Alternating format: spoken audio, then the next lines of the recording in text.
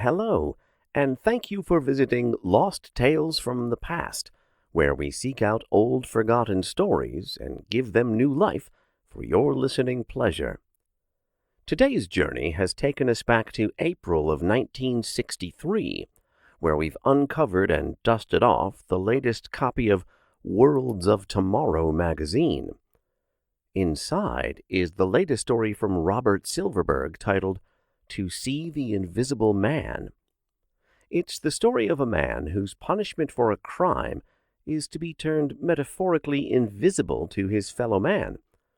If you're unfamiliar with Robert Silverberg, I've included a link to his Wikipedia page in the video description. In the meantime, sit back, relax, and get ready for To See the Invisible Man by Robert Silverberg. And then they found me guilty, and then they pronounced me invisible, for a span of 1 year, beginning on the 11th of May in the year of grace 2104, and they took me to a dark room beneath the courthouse to fix the mark on my forehead before turning me loose. 2 municipally paid ruffians did the job. One flung me into a chair, and the other lifted the brand. "This won't hurt a bit," the slab-jawed ape said. He thrust the brand against my forehead, and there was a moment of coolness, and that was all. "What happens now?" I asked. But there was no answer. They turned away from me and left the room without a word. The door remained open. I was free to leave, or to stay and rot, as I chose. No one would speak to me, or look at me more than once, long enough to see the sign on my forehead. I was invisible. You must understand that my invisibility was strictly subjective. I still had corporeal solidity. People could see me, but they would not see me. An absurd punishment? No. Or, yes, but then the crime was absurd too. The crime of coldness, refusal to unburden myself for my fellow man. I was a 4-time offender. The penalty for that was a year's invisibility. The complaint had been duly sworn, the trial duly held, the brand duly affixed. I was invisible. I went out into the world of wrath. They had already had the afternoon rain. The streets of the city were drying, and there was the smell of growth in the hanging gardens. Men and women went about their business. I walked among them, but they took no notice of me. The penalty for speaking to an invisible man is invisibility, a month to a year or more, depending on the seriousness of the offense. On this the whole concept depends. I wondered how rigidly the rule was observed. I soon found out. I stepped into a lift shaft and let myself be spiraled up toward the nearest of the hanging gardens. It was 11, the cactus garden, and those gnarled, bizarre shapes suited my mood. I emerged on the landing stage and advanced toward the admissions counter to buy my token. A pasty-faced, empty-eyed woman sat back of the counter. I laid down my coin. Something like fright entered her eyes, quickly faded. "1 admission?" I said. No answer. People were queuing up behind me. I repeated my demand. The woman looked up helplessly, then stared over my left shoulder. A hand extended itself. Another coin was placed down. She took it and handed the man his token. He dropped it in the slot and went in. "Let me have a token," I said crisply. Others were jostling me out of the way. Not a word of apology. I began to sense some of the meaning of my invisibility. They were literally treating me as though they could not see me. There are countervailing advantages. I walked around behind the counter and helped myself to a token without paying for it. Since I was invisible, I could not be stopped. I thrust the token in the slot and entered the garden. But the cacti bored me. An inexpressible malaise slipped over me, and I felt no desire to stay. On my way out, I pressed my finger against a jutting thorn and drew blood. The cactus, at least, still recognized my existence, but only to draw blood. I returned to my apartment. My books awaited me, but I felt no interest in them. I sprawled out on my narrow bed and activated the Energizer to combat the strange lassitude that was afflicting me. I thought about my invisibility. It would not be such a hardship, I told myself. I had never depended overly on other human beings. Indeed, had I not been sentenced in the first place for my coldness toward my fellow creature? So what need did I have of them now? Let them ignore me. It would be restful. I had a year's respite from work, after all. Invisible men did not work. How could they? Who would go to an invisible doctor for a consultation, or hire an invisible lawyer to represent him, or give a document to an invisible clerk to file? No work, then. No income, of course, either. But landlords did not take rent from invisible men. Invisible men went where they pleased, at no cost. I had just demonstrated that at the Hanging Gardens. Invisibility would be a great joke on society, I felt. They had sentenced me to nothing more dreadful than a year's rest cure. I was certain I would enjoy it. But there were certain practical disadvantages. On the first night of my invisibility, I went to the city's finest restaurant. I would order their most lavish dishes, 100-unit meal, and then conveniently vanish at the presentation of the bill. I thought. My thinking was muddy. I never got seated. I stood in the entrance half an hour, bypassed again and again by a maitre d' who had clearly been through all this many times before. Walking to a seat, I realized, would gain me nothing. No waiter would take my order. I could go into the kitchen. I could help myself to anything I pleased. I could disrupt the workings of the restaurant. But I decided against it. Society had its ways of protecting itself against invisible ones. There could be no direct retaliation, of course, no intentional defense. But who could say no to a chef's claim that he had seen no one in the way when he hurled a pot of boiling water toward the wall? Invisibility was invisibility, a two-edged sword. I left the restaurant. I ate at an automated restaurant nearby. Then I took an auto cab home. Machines, like cacti, did not discriminate against my sort. I sensed that they would make poor companions for a year, though. I slept poorly. The second day of my invisibility was a day of further testing and discovery. I went for a long walk, careful to stay on the pedestrian paths. I had heard about all the boys who enjoy running down those who carry the mark of invisibility on their foreheads. Naturally, there is no recourse against them, and no punishment for them. My condition has its little hazards, by intention. I walked the streets, seeing how the throngs parted before me. I cut through them like a microtome passes between cells. They were well trained. At midday, I saw my first fellow invisible. He was a tall man of middle years, stocky and dignified, bearing the mark of shame on a dome-like forehead. His eyes met mine only for a moment. Then he passed on. Even an invisible man cannot see another of his kind. I was amused, nothing more. I was still savoring the novelty of this way of life. No slight could hurt me. Not yet. Late in the day, I came to one of those bathhouses where working girls can cleanse themselves for a couple of small coins. I smiled wickedly and went up the steps. The attendant at the door gave me the flicker of a startled look. It was a small triumph for me. She did not dare to stop me.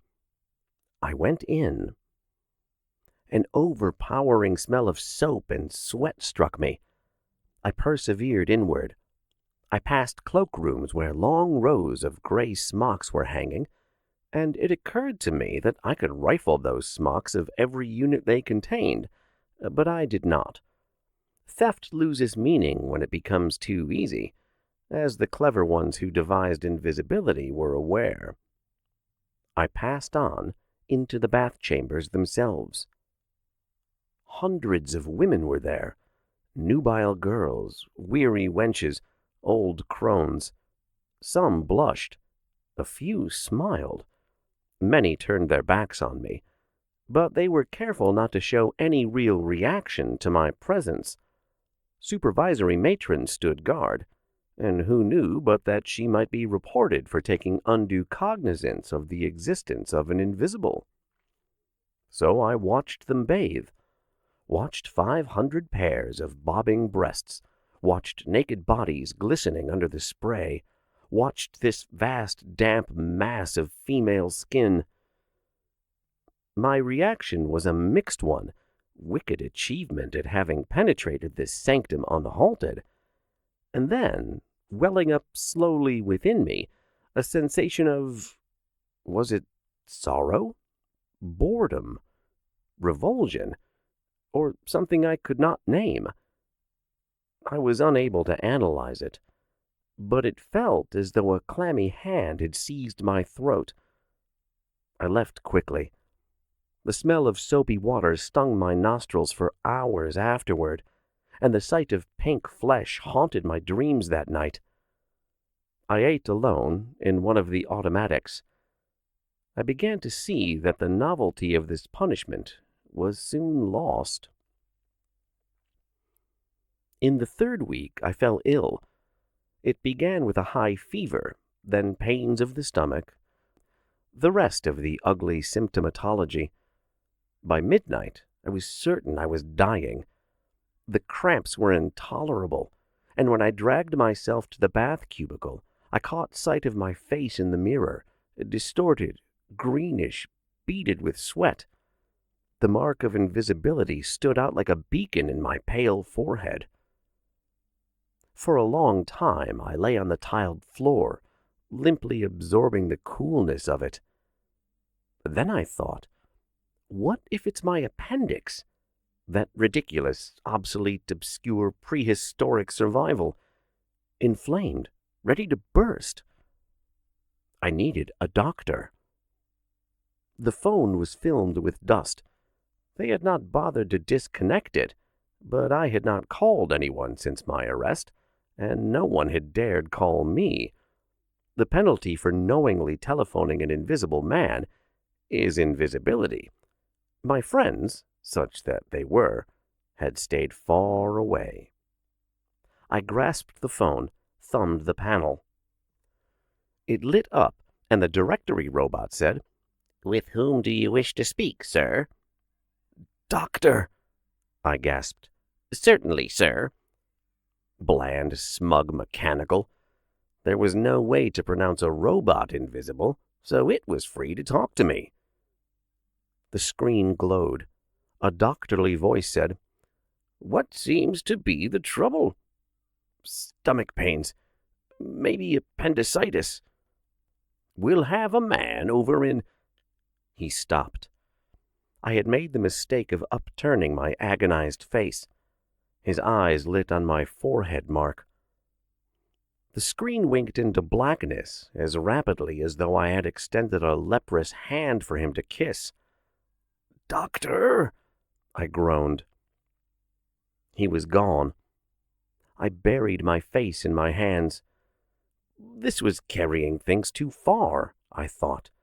Did the Hippocratic Oath allow things like this? Could a doctor ignore a sick man's plea for help? Hippocrates had not known anything about invisible men. A doctor was not required to minister to an invisible man. To society at large, I simply was not there. Doctors could not diagnose diseases in non-existent individuals.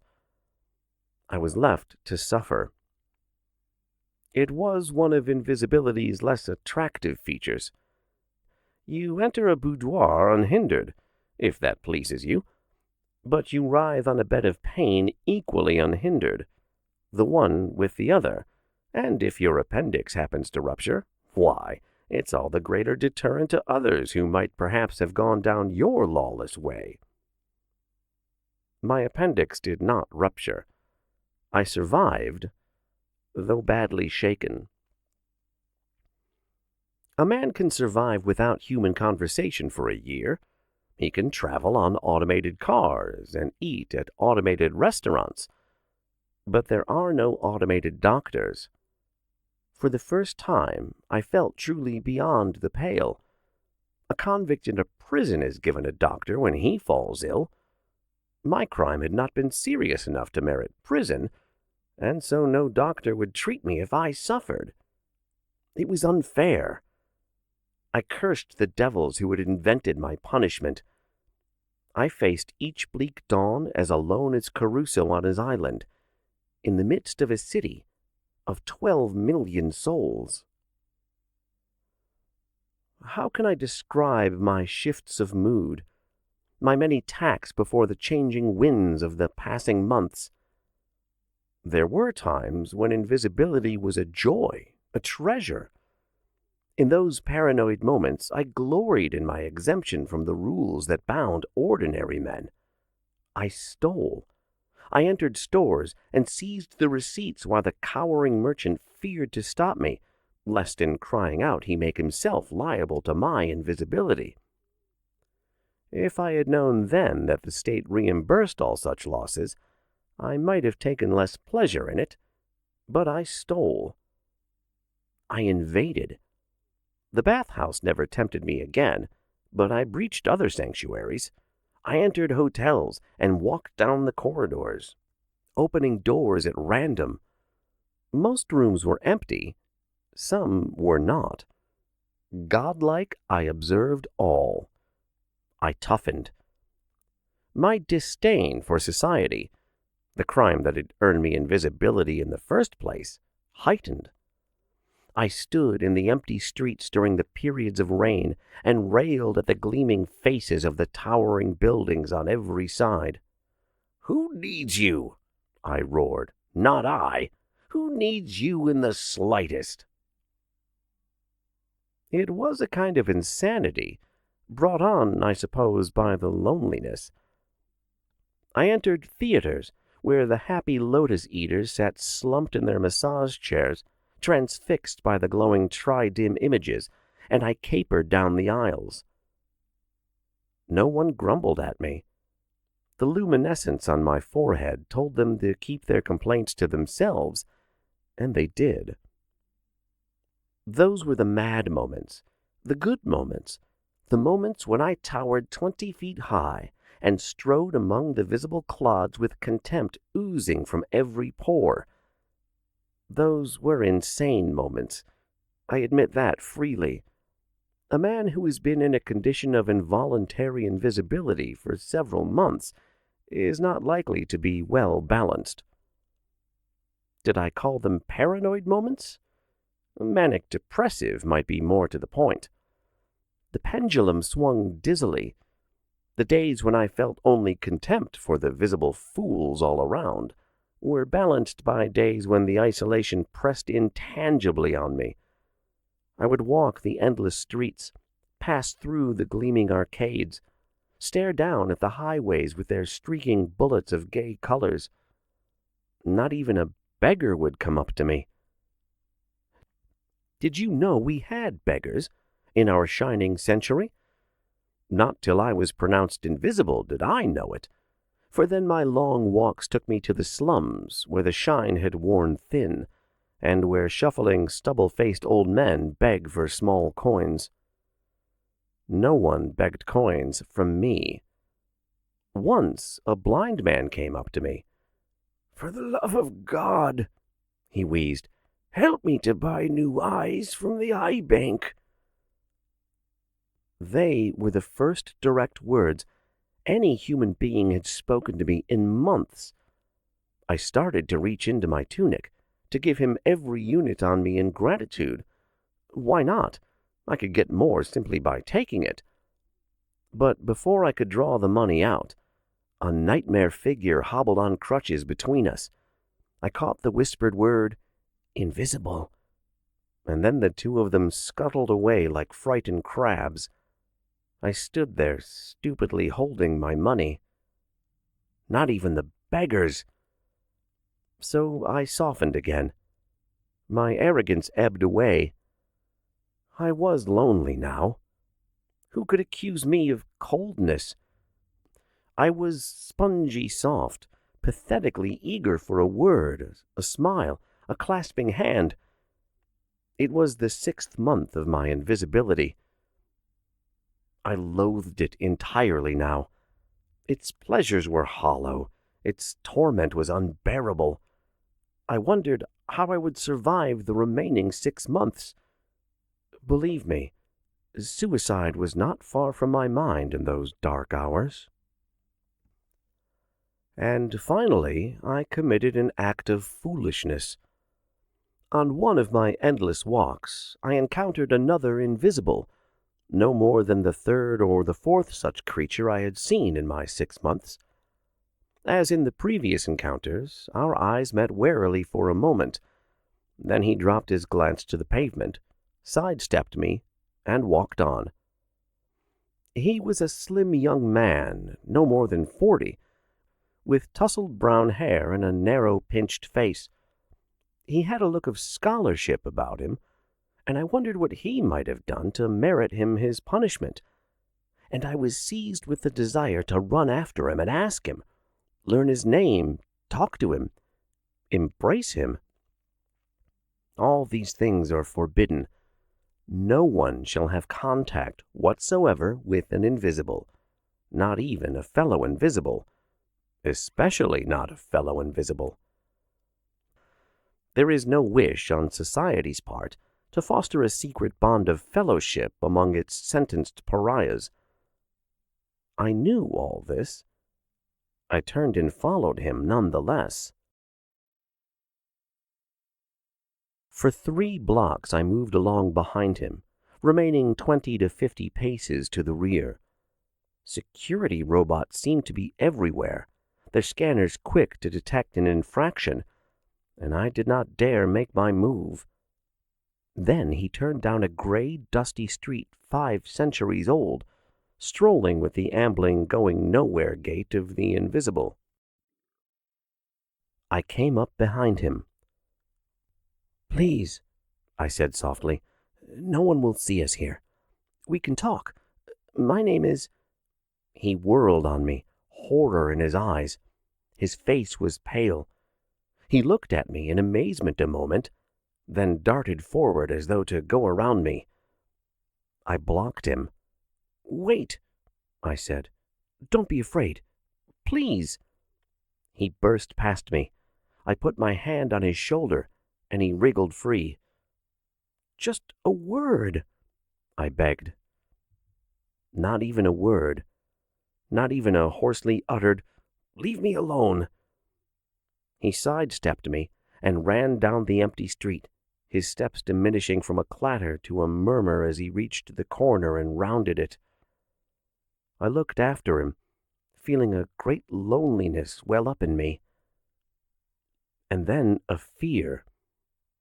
He hadn't breached the rules of invisibility, but I had.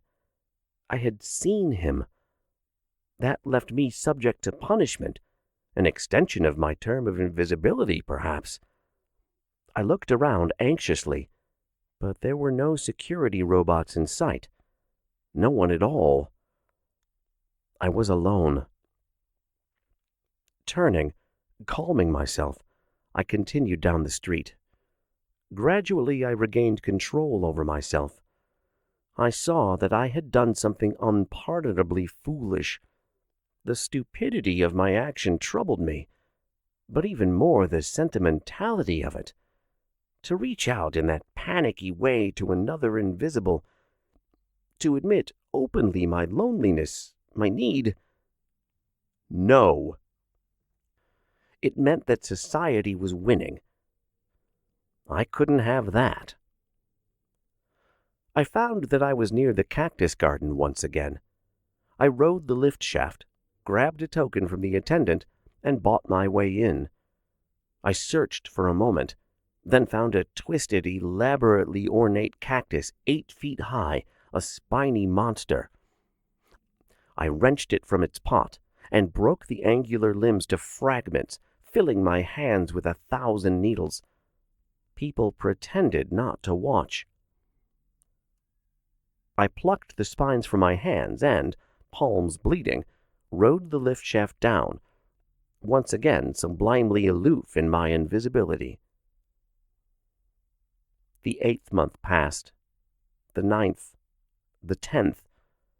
The seasonal round had made nearly a complete turn. Spring had given way to a mild summer, summer to crisp autumn, autumn to winter's fortnightly snowfalls, still permitted for aesthetic reasons, and winter ended. In the parks, the trees sprouted green buds. The weather control people stepped up the schedule of rainfall to thrice daily. My term was drawing to its end. In the final months of my invisibility, I had slipped into a kind of torpor. My mind, forced back on its own resources, no longer cared to consider the implications of my condition, and I slid in a blurred haze from day to day.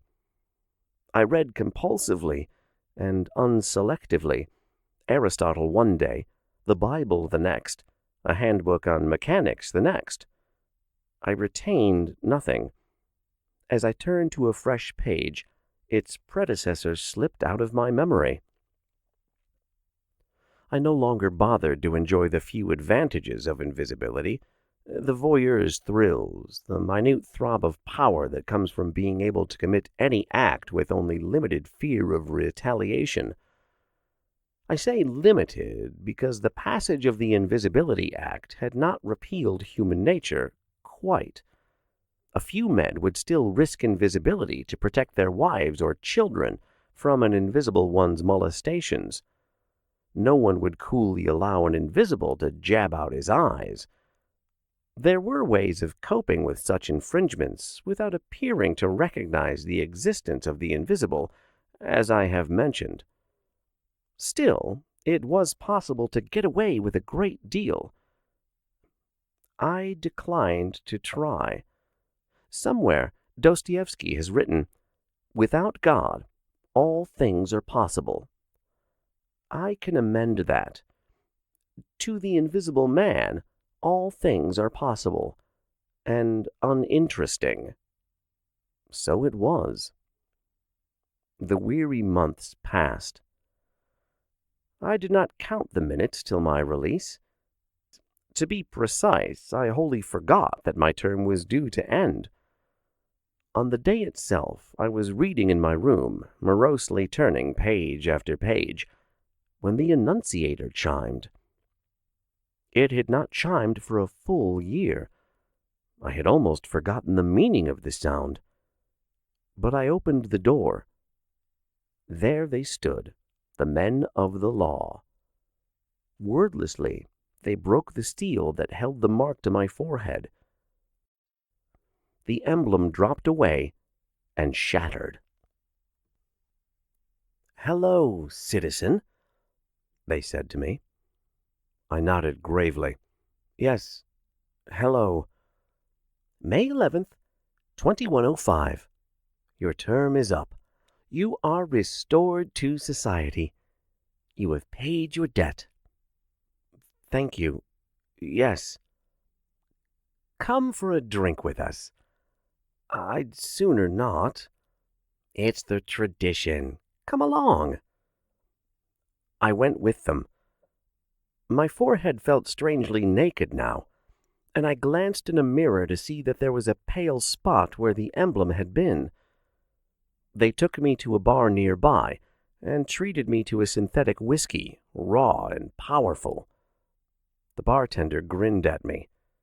Someone on the next stool clapped me on the shoulder and asked me who I liked in tomorrow's jet races. I had no idea, and I said so. You mean it? I'm backing Kelso. 4-1, but he's got terrific squirt power. I'm sorry, I said. He's been away for a while, one of the government men said softly. The euphemism was unmistakable. My neighbor glanced at my forehead and nodded at the pale spot. He offered to buy me a drink too. I accepted, though I was already feeling the effects of the first one. I was a human being again. I was visible. I did not dare snub him anyway. It might have been construed as the crime of coldness once again. My fifth offense would have meant 5 years of invisibility. I had learned humility. Returning to visibility involved an awkward transition, of course. Old friends to meet, lame conversations to hold, shattered relationships to renew. I had been in exile in my own city for a year, and coming back was not easy. No one referred to my time of invisibility, naturally. It was treated as an affliction best left unmentioned. Hypocrisy, I thought, but I accepted it. Doubtless they were all trying to spare my feelings. Does one tell a man whose cancerous stomach has been replaced, "I hear you had a narrow escape just now"?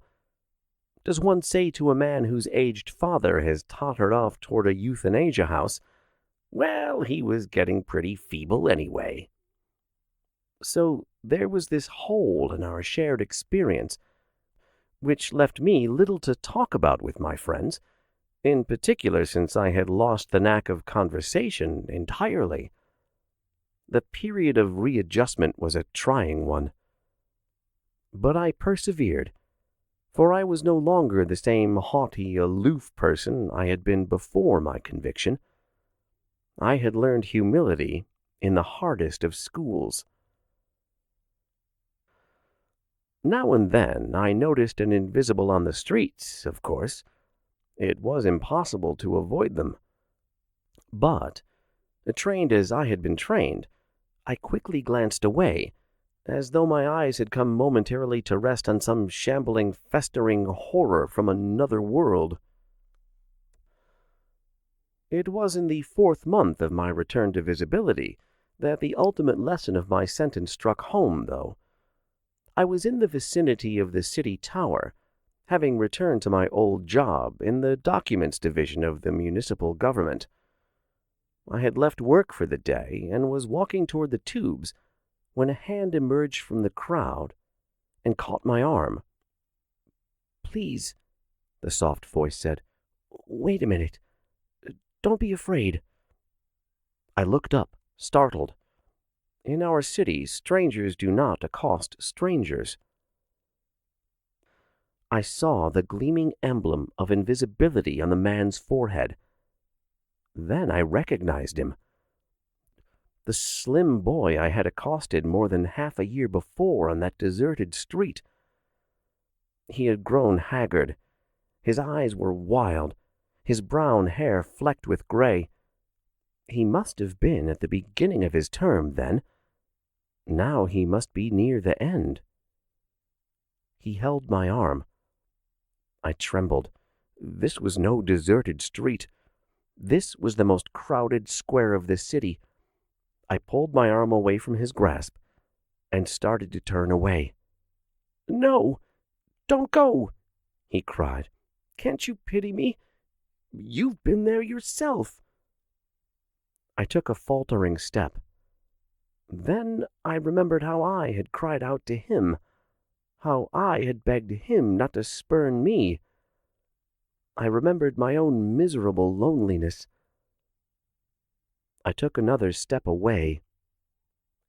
"Coward!" he shrieked after me. "Talk to me! I dare you! Talk to me, coward!" It was too much. I was touched. Sudden tears stung my eyes, and I turned to him, stretched out a hand to his. I caught his thin wrist. The contact seemed to electrify him.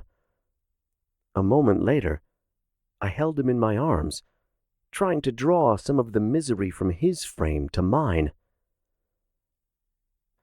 The security robots closed in, surrounding us. He was hurled to one side. I was taken into custody. They will try me again, not for the crime of coldness this time, but for a crime of warmth. Perhaps they will find extenuating circumstances and release me. Perhaps not. I do not care. If they condemn me, this time I'll wear my invisibility like a shield of glory. The End. That was To See the Invisible Man by Robert Silverberg from the April 1963 edition of Worlds of Tomorrow magazine. What a brilliant story. I loved this one, and I hope you did too. If you did, please do give it a like, subscribe to the channel, and share it with your friends and family. I really would genuinely appreciate it. As always, I claim no copyright nor ownership of this story, and as far as I'm aware, it is in the public domain. Thank you for choosing to spend some of your time with me listening to Lost Tales from the Past. Until next time, I wish you all the best.